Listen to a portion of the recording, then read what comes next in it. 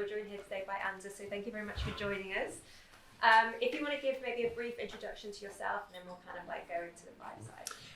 So I'm a lapsed computational neuroscientist. I was working on neural network models back in the 90s before they were cool, before they worked, before I could get a six-figure salary from working on it. And I got out of the field long before that happened. But I was mostly interested in understanding the brain. Then I got into questions of transhumanism, human enhancement ethics, and ended up at the Future Humanity Institute at Oxford. So for the last few decades, I've been working in philosophy, which means that I get to poke into a lot of very, very different things. So a lot of my work is about existential risk and the existential hope, but I'm also quite interested in human enhancement, and I'm still trying to keep a bit of the check on what's going on in neuroscience. A particular branch of interest has been whole brain emulation, where I organized a workshop in 2008 in Oxford, where we made a roadmap, and we kind of hint, we're probably going to redo that next year and try to do the update, because stuff has happened since 2008, surprise. Oh, amazing. Fascinating background, so neuroscience into philosophy.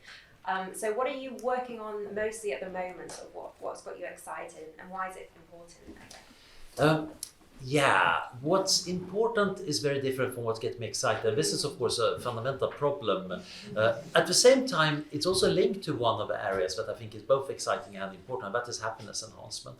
So in this vast book I'm writing about grand futures, there is surprisingly little neuroscience, but one section is about post-scarcity of happiness. We might aim at making a post-scarcity world in terms of material goods and energy. And then we realize, actually, we probably need to have post-scarcity of services too. We need to get those AIs and robots.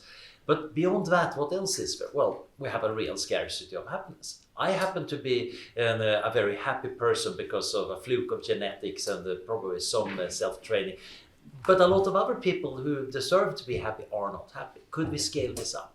Are there ways of both near-term coming up with ways of reducing unhappiness, but then also figuring out ways of making us happy on a very large scale? Mm-hmm. One interesting issue here is, of course, issues like addiction and wireheading. So I've written a bit about the history of wireheading. So that's one important area. Brain emulation is another big important area I'm excited about. I'm not working currently on it, but we're going to do much more about it. And then, of course, normal cognitive enhancement stuff, that's also kind of important. The sad part here seems to be that right now we're slightly stuck with cognitive enhancement from a pharmacological standpoint. People haven't been innovating that much. Certainly people are coming up with all sorts of molecules, talking about them on Reddit, but we don't really know if they work, and they're probably not safe at all. On the other hand, we have various forms of direct magnetic and current stimulation, which do seem to have some good effects and are somewhat non-invasive and somewhat safe. But again, we're not moving forward very rapidly and strongly here, which is very sad. Mm-hmm. Interesting. So has there been any sort of like major shifts in paradigms, like since you started on this research, or like that you're aware of in the field that have changed, like and that have sort of influenced the way that you're thinking about things? A little bit. So when I kind of grew up in the 90s, brain imaging, yay, we're gonna scan every brain we can find in every state, and we get these wonderful blobs, and look, we found consciousness, we found the center for this kind of thing. And then gradually you of course reached the high peak and fell down into the trough of despair when you realized, oh, we're doing neophrenology here actually. This is way more complicated. Similarly, in computational neuroscience, we developed a lot of very nice models.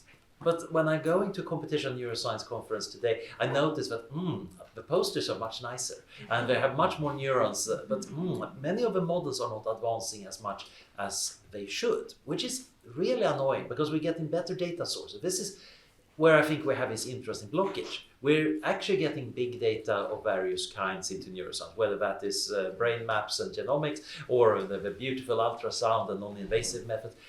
And we don't have a good way of processing that into useful theories. I think my old field of computational neuroscience is right now being a bottleneck, and we might need to change how we work on that.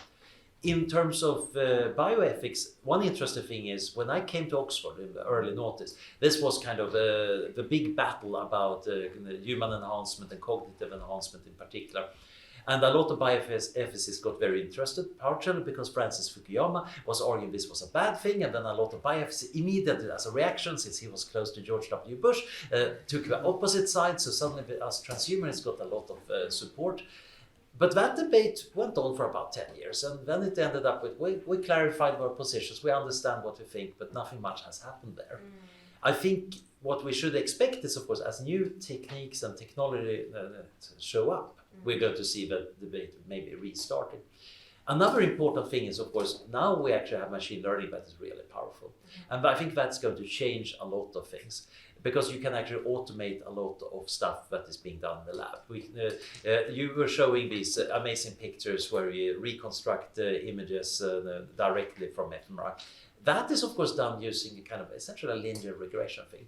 If you actually use stable diffusion, you can make something that's way more impressive and looks very convincing. I'm not entirely certain it's the truth, but you can get pictures that seem to be much closer to what you might see. And I'm really curious to see what happens when the patient sees the picture of what they're seeing, and etc. And whether you can set up interesting feedback loops here. Because I think that is probably one of the important cutting edges. We're getting very good at machine learning in various ways. And we haven't applied it that much yet. It's mostly signal processing. It's not really getting into actually setting up learning systems that do something interesting. Miguel Nicoleli's work is really cool, because he had this slightly heretical idea that he brought up at one of the conferences, that maybe there is no neural coding at all. This is one of those ongoing arguments in the field. What is the nature of neural code? And maybe it's just that different brain areas is connected and make up a system as we go along. You have two learning systems trying to communicate. They figure out something. But how that process works is a very good question. But he demonstrated that kind of by having some of the monkeys and physical demonstration, but also this BrainNet experiment where he connected brain-to-brain communication. That seemed to, at least in his recounting of it, have improved performance. I want to see that replicated, because if that is true, it's a very big deal. Brains can adapt to link up to other brains. I haven't seen anybody even trying it, because I think it's technically rather tricky, but it is an important thing, both philosophically and maybe practically in terms of human enhancement, but also for figuring out how do we make interfaces that can adapt as well as brains do. Yeah, wow. And then I guess in terms of bioethics, they're a bit simpler when you're thinking about patients who maybe have like quite severe disabilities. How do you feel about sort of this rise of consumer BCIs that we're seeing? Does that throw up more ethical questions, or is it just the same ethical questions again, but just slightly more nuanced? Well, generally, I think there is a consumer protection problem going on. So I remember sitting around a table at a transhumanist conference and people talking about the effects modafinil had on their thinking and feeling. And it was hilarious, because we all realized as we were going around the table that, okay, this can't all be true. A lot of this must be placebo. And this is, of course, generally true for any form of enhancement technology. If you bought a device or took a pill or did some expensive training course, you are going to want to believe that it's changed your thinking. And it's going to have a placebo effect that's pretty strong. So it's one thing if you're paralyzed and can suddenly move a robot arm. That's unlikely to be placebo. But many of the consumer things are going to be strongly placebo-driven. Worse, despite all the testimonials from happy customers, of course, many of them are not going to work that well. There are some direct current stimulators that probably don't work, others that work, and both of them raise problems. And one of the problems is, of course, how do you tell them apart? And many people are happy enough with the placebo effect. And that is a real problem, because if you can't tell what really works from what looks like it works, you have a problem. And this is not just for the consumers. I'm much more worried actually about government and institutional uses. So we see this in deception detection. The American federal government really likes polygraphs. We know they don't work. The National Academy of Sciences conclusively demonstrated that 20 years ago. That doesn't stop the FBI from being very serious about using them, because they work socially. If I'm connected to a polygraph and asked a question, I might not consider, if it detects if I'm lying, that's bad news, so maybe I should actually be truthful. This social manipulation works no matter if a polygraph is turned on and turned off, of course. But it's very important that it's very solemn and important technology. And we've seen more recent misapplications of neuroscience in the same way. And this is an institutional problem because we get a lot of snake oil. And the worst part is, of course, these institutions don't want to test whether it actually works. Because if it turns out that it didn't work, then they kind of are to blame and there might be accountants showing up. And so they are going to do their best not to have it tested. The companies making it are, of course, not too keen on making good tests. So while it might be a good way of actually having real deception detection, it has a lot of consequences. Even getting good training data is hard. If I wanted to test deception, maybe I would hire a bunch of students, say, you get $100 if you successfully deceive about this question. That's not a life and death thing. It's going to be some deception, but it's not high quality deception. Probably the best forms of deception would be court cases where people's careers and lives and friends are on the line, and eventually you find out what the truth is. That data exists, but it's hard to gather and it's not that clean. That is what you probably would like to train on, but very few people are interested in training on that because psychology students are so easy to get. So the end result is that we also have this data problem. We need high quality data. And from an ethics standpoint, of course, I can immediately get into questions like neural privacy. I'm planning to write a paper about it. It's really cool. But I'm less worried about Big Brother reading my mind as, okay, the government can't read my mind, but they have a device that pretends to read my mind, and everybody plays along with this. Yeah. We might end up with a lot of bad misbehaviors like that. I see. So there's lots of potential dystopian risks that we need to kind of like navigate through, basically. I guess carry on. No, please. Well, I was going to say, from your point of view, in terms of like an existential hope scenario, for you, would you like that to be around sort of like happiness, like you were speaking about earlier? So I think happiness is probably a big selling feature. Now, there is an interesting problem. What's happiness good for? And you could argue that happiness in its most philosophical form is what we should be striving for. It is the good. Not every philosopher agrees, though. So quite a lot of views is happiness is something we evolved as an instrumental method for doing things that make us survive, that give us high inclusive fitness. But wait a minute, we want to select our goals a bit more than just having a lot of grandchildren. We actually are autonomous beings. We might want to control this process. We might still want to make sure that we get happy when we do what we think is good. And I think this is an important aspect. We can sometimes do it easily. One of my favorite examples is fitness trackers.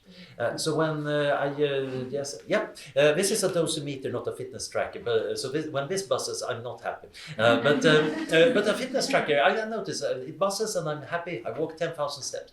What's really going on here is that if I had a little device that just buzzed in my pocket, that wouldn't make me happy. In this case, it's a higher order desire for exercising and being healthy that is trying to subvert a lower order desire of just lazing around and enjoying stuff. The fitness tracker means that I'm now getting this little reinforcement signal when I do the right thing. And they work. People work on average about 24% more steps when they start using fitness trackers. But that little signal, because it's meaning, is acting as a feedback. We learn how to make that a pleasurable signal, even though a little device buzzing in itself doesn't have any important effect. And we can construct these elaborate systems.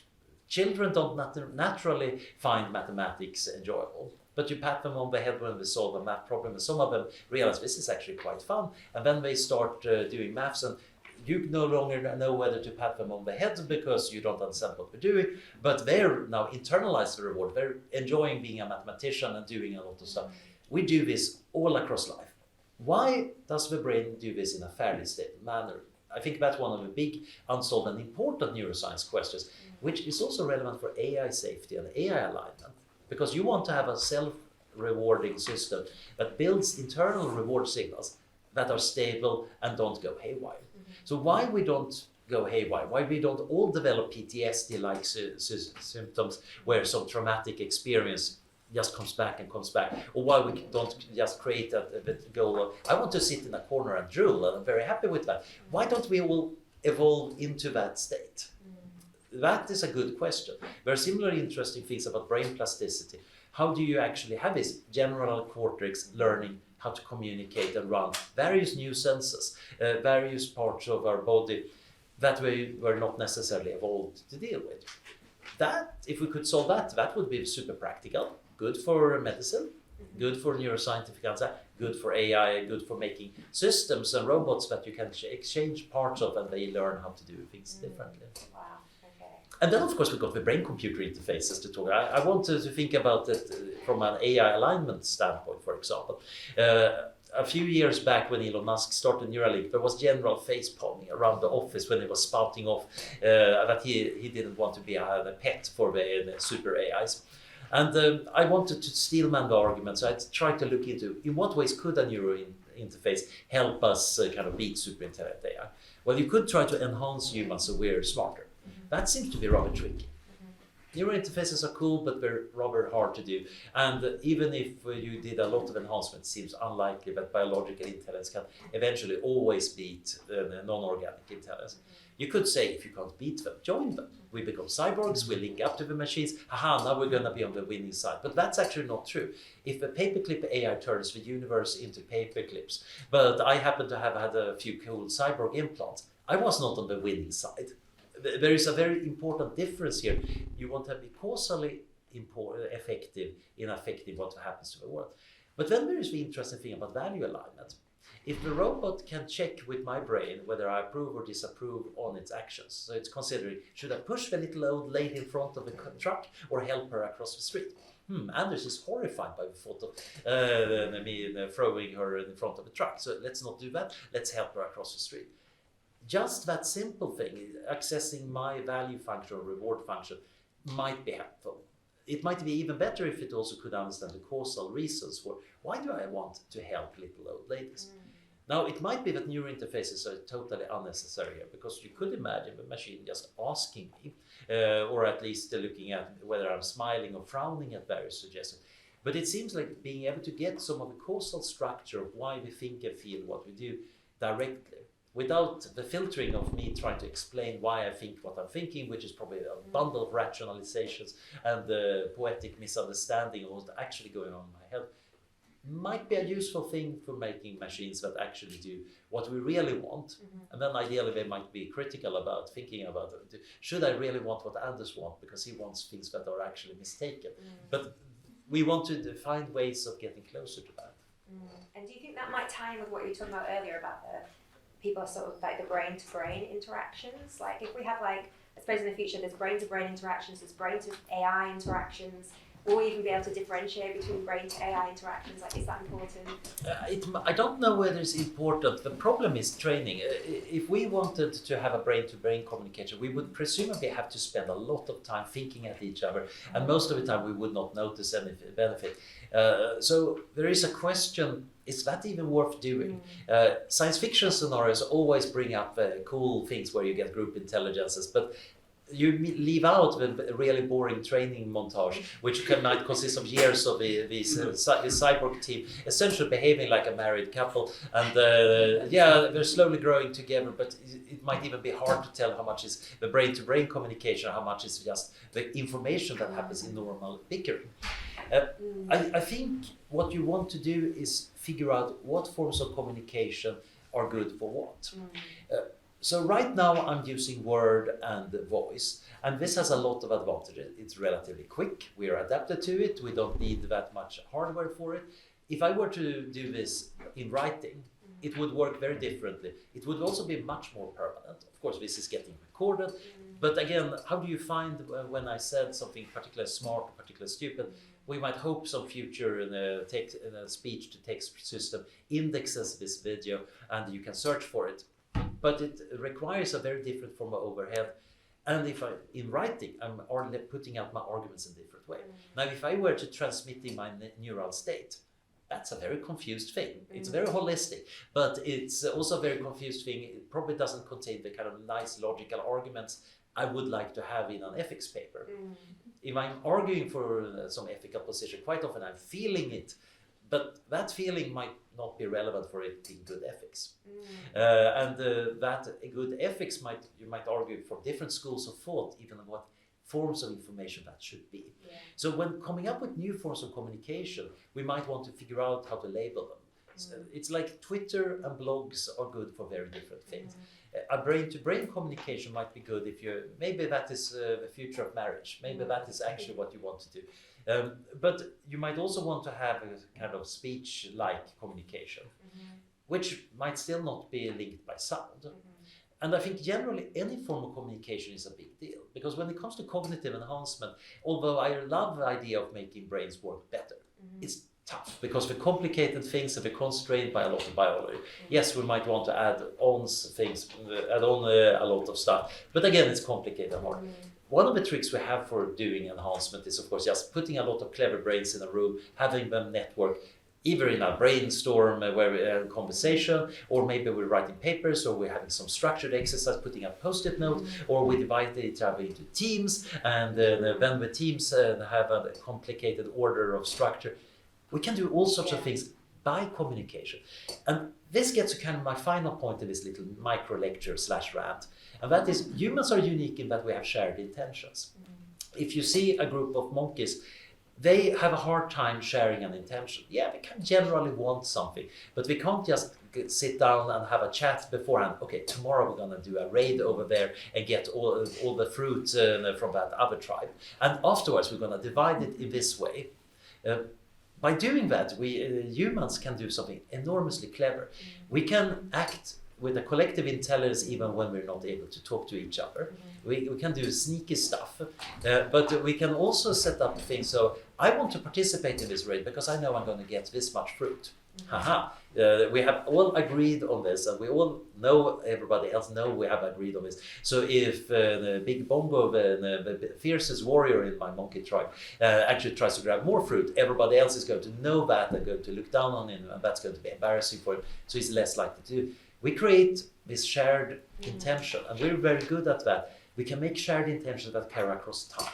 We have a lot of civilization projects that are like that. And this is, of course, where communication enhancement is also intention enhancement, and might even be a way of safeguarding our civilization. And this is where we want to, of course, the AI to understand our intention, be part of our intentional structure. Yeah. Wow. Okay, I love that. It's all about shared intentions. Fascinating. Okay, so before I open it to everyone else, I did have one last question. So I get the impression you're more maybe on the existential hope-like side of, I guess, BCIs. Obviously, you're aware of all the risks. That's what you sort of go in depth on. Would you agree with that? Would you say you're more sort of positive about the future with BCIs, or do you see a lot of sort of hurdles and you're a bit cautious about how we'll overcome those sort of I think this is a very tough area because we're trying to interact with a complicated adaptive system that we don't understand that well. Just like the economy and just like AI, and actually many of the important things we're talking about here are all about complex adaptive systems that we want to do certain things, but we can't just make them from scratch. We have to deal with existing ones, and many of them are very resistant to change. If you try to change an economy, people are going to try to find loopholes in your rules, and they might oppose you politically, and etc. If you try to change a body, well, it has got an immune system that has its main goal to prevent your change. So this is hard, and that means that it's much easier to write a piece of software because that software can exist in a pristine, perfect environment without necessarily having to deal with all the messy complexity. When you try to do something with these complex systems, you have to get your hands dirty, and that's going to take a lot of time. It's going to be unsafe, and many of the experiments you need to do might be ethically problematic. I'm interested in brain emulation. At first, it's not going to be a problem. Who cares about fruit fly simulations? Maybe they're not feeling so well. What about the mouse simulation? Okay, now we might actually, some of us say we might not want to be too bad about the mouse simulation. Eventually we're getting up to monkey primate level simulations. Now we might have a real reason to care about it.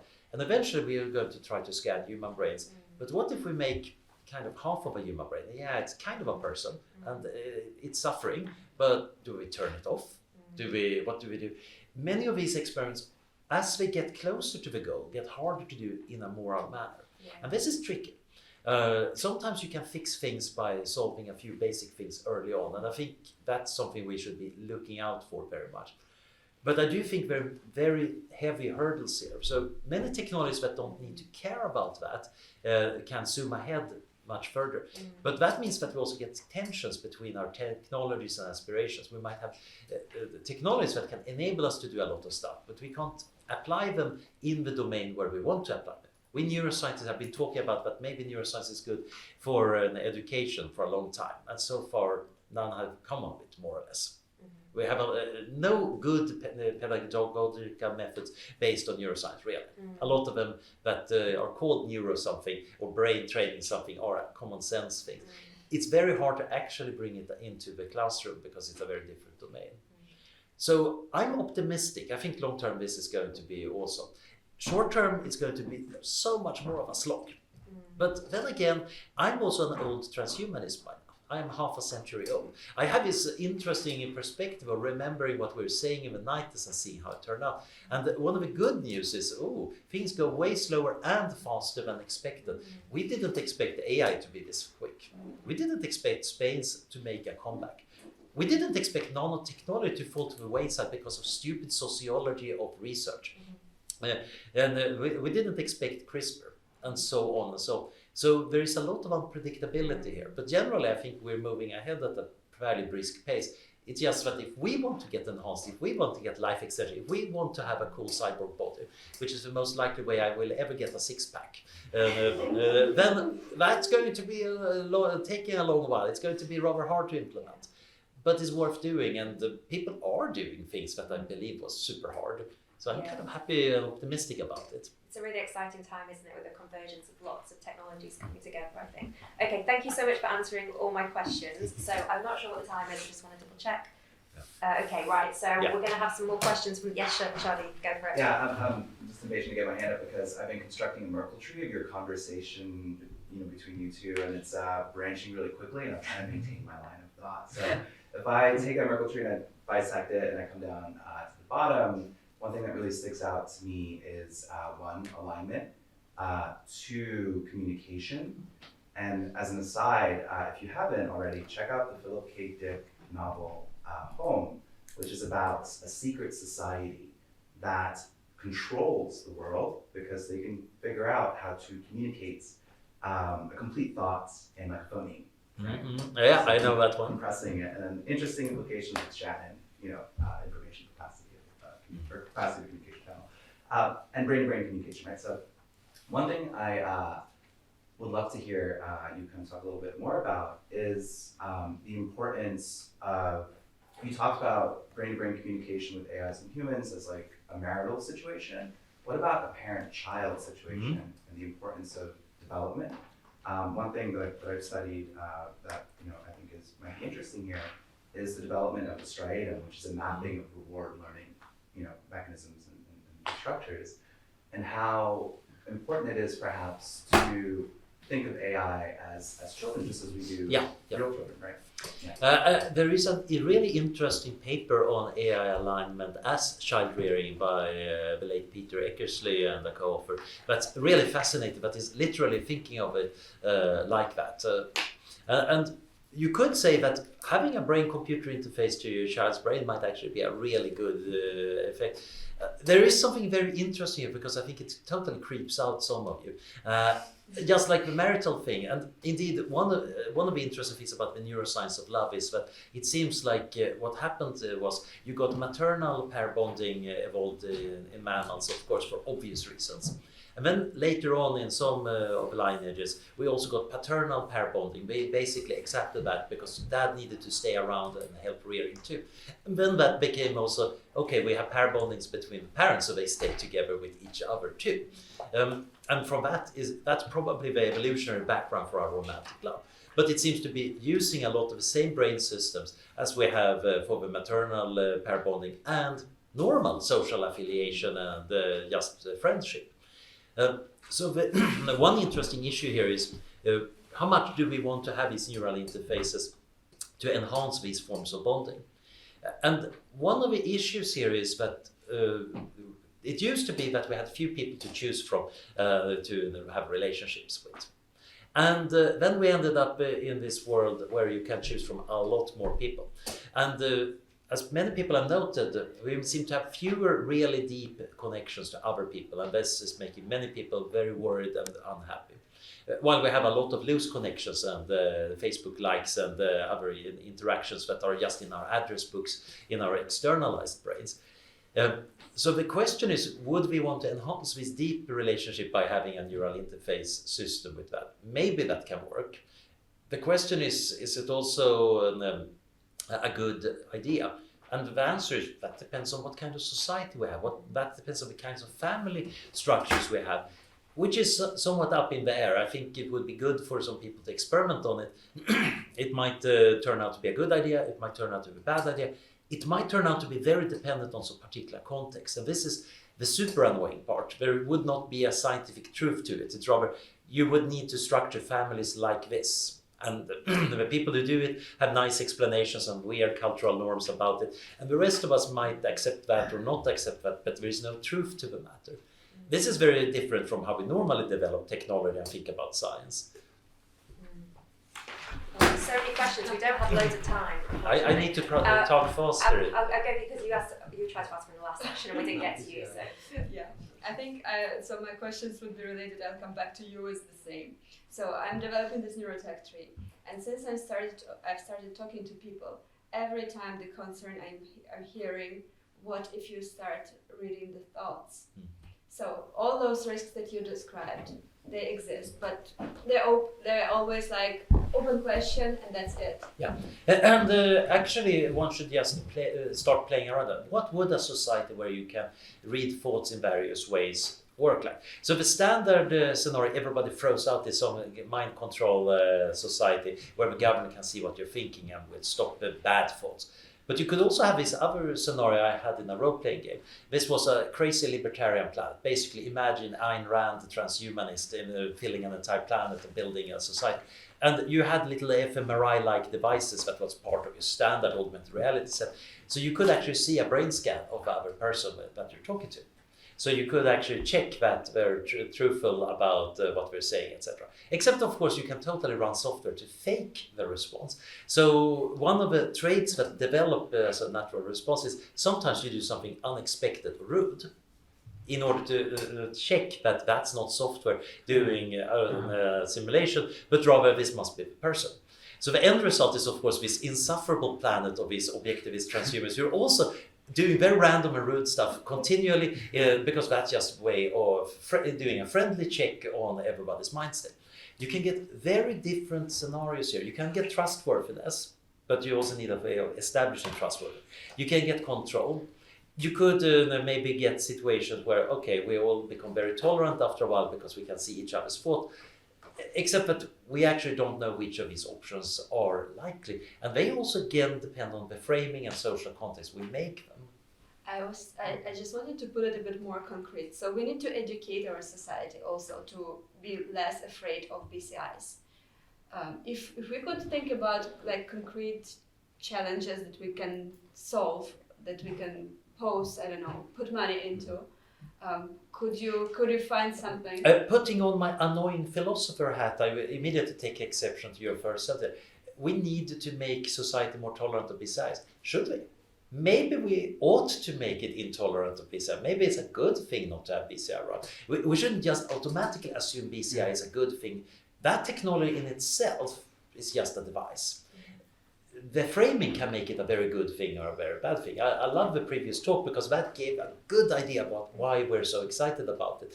That big list of ideas, it contains so many beautiful things we should aim for, but we need to have some of that built into the framework. It's a little bit like the personal computer and laptop. They were built on a vision of democratizing access to computing.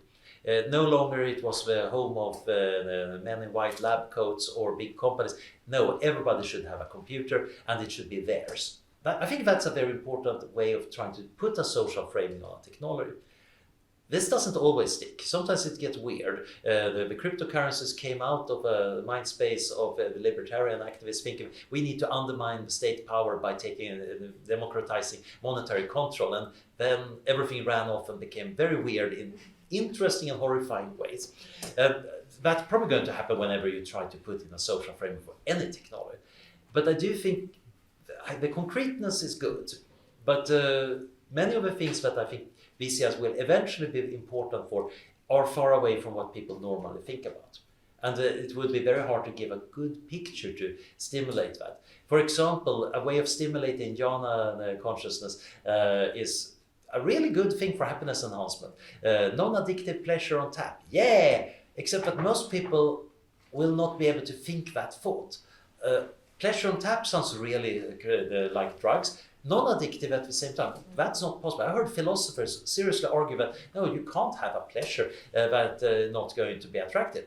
Yes, you can. I'm putting up pictures of hypothalamus and wanting and liking systems. Here we have totally good demonstration of it. And they just go, what? No, that's logically impossible. But they say that when I show a lot of neurological conditions. Anton syndrome, I had Oxford philosophers say, that cannot be real. You cannot be blind without knowing it. Yeah, these guys are blind and they don't know it. Unfortunately, in the interest of time, we have to stop there. We do have another talk before we break for lunch. So, but thank you so much, and you will be around for the rest of the day and tomorrow, so you can ask your questions then. But thank you so much. Thank you.